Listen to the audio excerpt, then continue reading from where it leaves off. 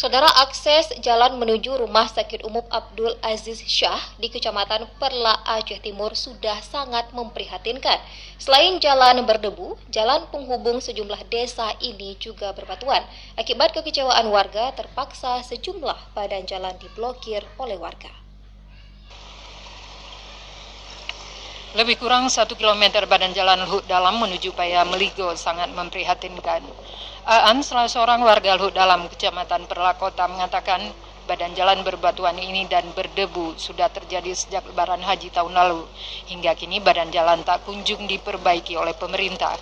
Menurutnya, pemerintah terkait hingga kini belum berupaya untuk mengaspal sehingga badan jalan semakin berlobang dan berdebu, bahkan sebagian warga pun mulai diserang penyakit ispa.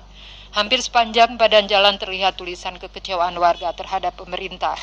Salah satu terlihat sangat jelas bahwa tertulis mohon bantuan dana untuk pengaspalan jalan. Tulisan ini sebagai bentuk protes warga terhadap pemerintah Aceh Timur agar badan jalan segera diaspal kembali.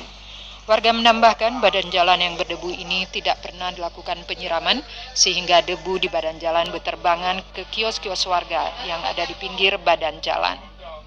Sebelum Lebaran Haji, Pak. Jadi pas Lebaran Haji, masyarakat di sini sudah makan debu semua, Pak.